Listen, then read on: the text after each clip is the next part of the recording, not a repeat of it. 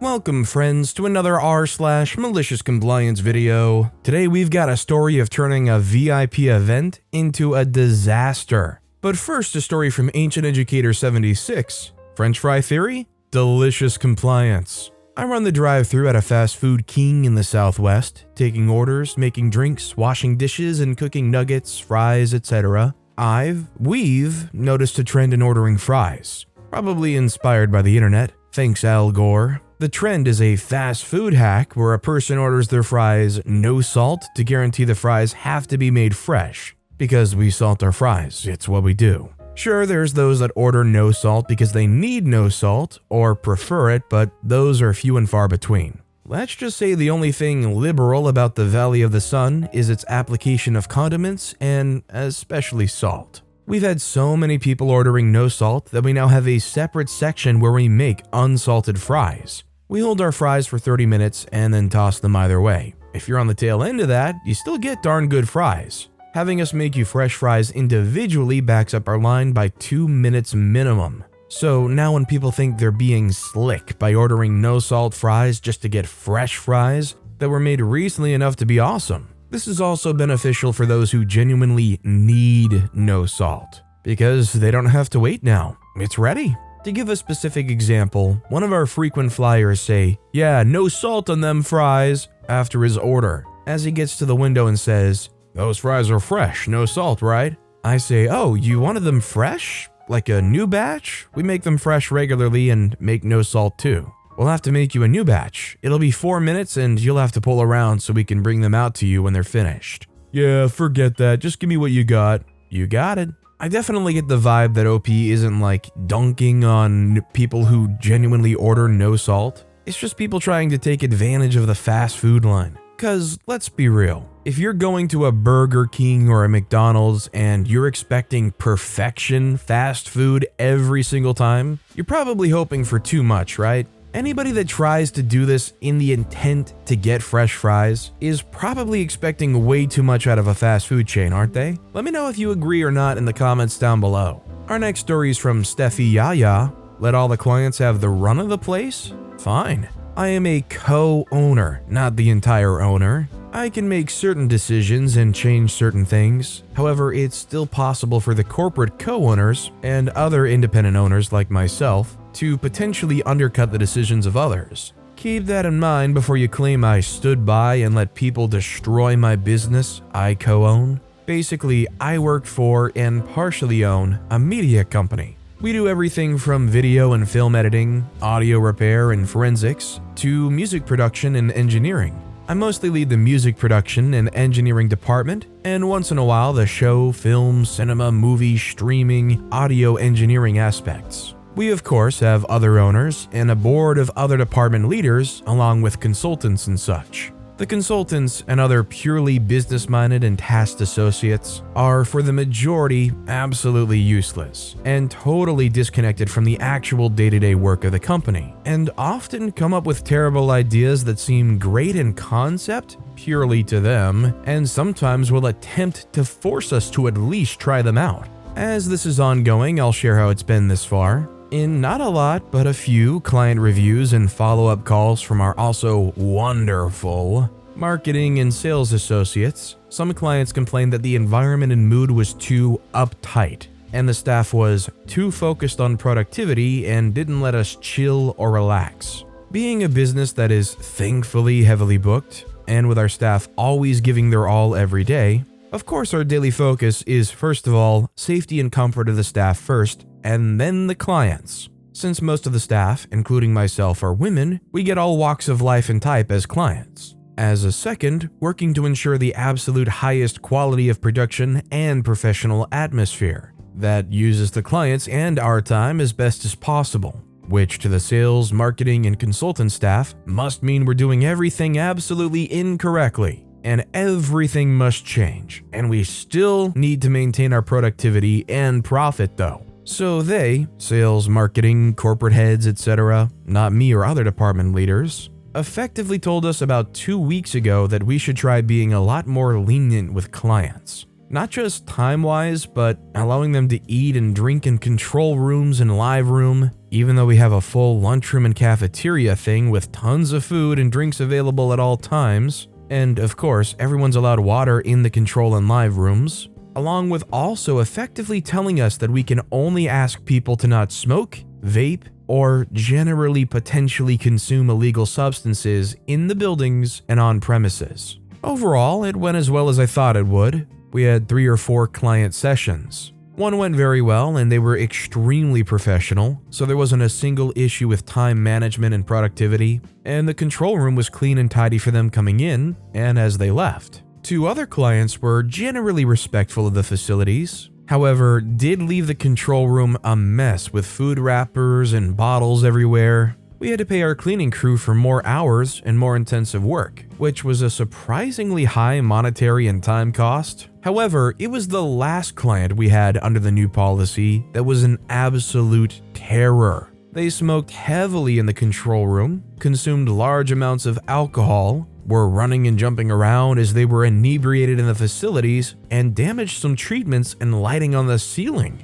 All that stuff that their deposit and incidentals on their credit cards could cover, right? Sure. The worst was yet to come though. On the last night of their session, after we had to factor in more cleaning time and basically 2 techs to fix everything they messed with at their own leisure since we weren't allowed to stop them from messing with the patch bays and things in general, they smashed and spilled an entire bottle of something sugary on the mixing console, a recently restored SSL 6KG Plus. We're talking hundreds of thousands of dollars. Effectively, they destroyed the console since the liquid caused arcing and burnt out the majority of the power supply and ruined about half the channels irreparably. That credit card they put down for incidentals? Yeah, turns out the $12,000 limit on it wasn't going to cover the tens of thousands of dollars in damage to the mixing console and the room.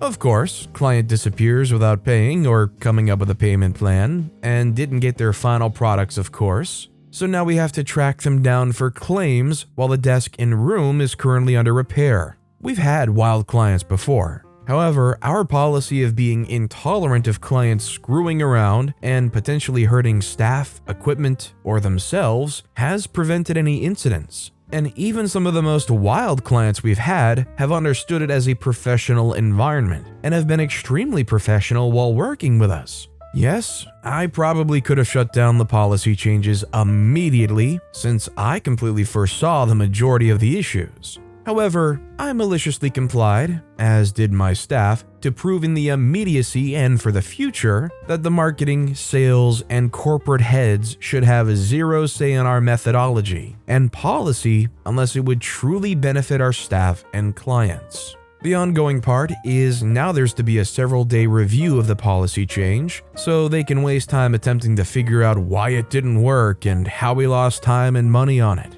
Real smart folks in the head offices. Honestly, I feel like this is a tale as old as time. I think without fail, you look at a lot of situations that are set up in a similar way, and these people who are completely out of touch feel like they need to stick their hands into here and try to fix things, try to improve things and get productivity ticking even better, even if that means sticking their hands right inside the machine and shuffling around some parts that they have no idea does what. Our next story is from Emery Emerson. Not enough info? Not my problem. I'm going to sit back and relax. I'm a US citizen in my early 20s and recently started working a seasonal retail position for a big box office supply store. It's one of those places where employees are made to stand for the duration of their shift, even when in one place, an example behind a cash register. This is a problem for me. I can walk just fine, but I have a physical birth defect where I can't stand still for extended periods. But that's no problem, right? Since I'm in the US, I have the ADA. I disclosed my disability when I was hired, so I'll just ask to be able to sit on a stool when needed. But it wasn't so straightforward. They wanted a reasonable accommodation form to be signed by a medical professional. While I had been seeing the same pediatrician since birth, his office recently restructured, lowering the cutoff age from their patients from 25 to 18. And I've yet to find a replacement. However, since the information being asked wasn't anything new, he agreed to sign the papers when he got back from vacation. A week later, I had his note saying that I should be able to sit on a stool when needed. I sent the papers to HR. Then all that was left was for HR to confirm everything was in order. Problem solved. Almost. After not hearing back from the HR department all week, I got a call from the pediatrician's office this morning. They told me that the HR department reached out yesterday and wanted more info than they could provide without seeing me. Confused and livid, I called my HR contact. She explained to me that when needed wasn't good enough for how often I should be allowed to use a stool. They wanted exact time constraints, like 1 hour of standing followed by 10 minutes of sitting, her quote. So she asked me to choose between remaining on personal leave or sitting for the entire shift. It was at this point that I decided to write out this r/MaliciousCompliance post because of their own hubris in designing a bureaucracy to deny as many reasonable accommodations as possible. It seems my job just got a lot easier. No roaming around the store, no restocking shelves. Heck, I won't even be able to work the printing department without getting up to walk 3 paces from the counter to the printer. I'm still waiting for the official written response, but I'm not too worried. I'm gonna sit back and relax. I think personally that if you're working like a cashier job, you should be allowed to sit. People are like, oh, well, it looks lazy if the cashiers are sitting. I'm like, why?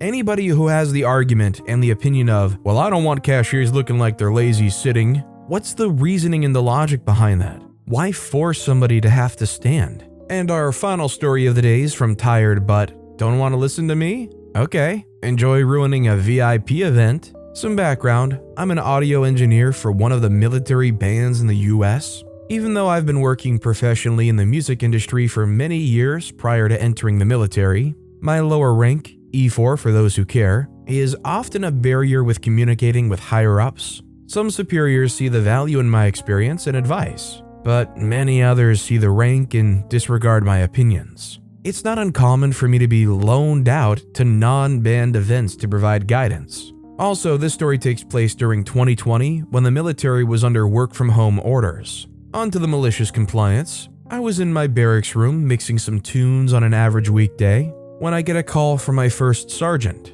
He's essentially the head honcho in my unit, just under the commander. Hey OP, unit's having a battalion level change of command ceremony today, and they've had issues with their PA system in the past. Can you go help out and make things go smoothly? Totally. This was a fairly high-level change of command ceremony at the lieutenant colonel level, and the past few ceremonies had gone poorly due to technical problems. I was happy to help. I get prepped and make my way over to the location to start poking around the system. The gear being used is pretty beat up. Looks like they chucked it all in a dirty closet. Whatever, still turns on for now. I noticed some people setting up the speakers behind the lectern in a way that would feedback as soon as the mic was unmuted. Also, the cable runs were prime tripping hazards with no cable ramps or gaffer tape to hold them down. This isn't just a safety risk, but it's also a good way to rip out all the connections from the gear. There were a few other minor issues that needed fixing, but those were the most mission-critical problems. I go to find the person in charge and spot a sergeant major overseeing. I make my way over to him and introduce myself as the sound technician for the band, here to help and advise with sound stuff. Off the bat, he's a little short with me. What can I do for you, OP? We're a bit busy here. I reiterate that I'm here to help with the PA, and condense my observations into words. I'm partway into explaining the dangers with his speaker placement when he cuts me off. This isn't our first rodeo, so we know what we're doing. At this point, I'm still going to give it my best shot before this event train wrecks. I make my way over to the staff sergeant plugging in speakers, and we start talking about placement and feedback. A minute or two later, the sergeant major comes over and interrupts us. Hey, didn't you hear me earlier? We don't need you here, you can freak off. Roger that, Sergeant Major. So I go home and report up why I wasn't able to help.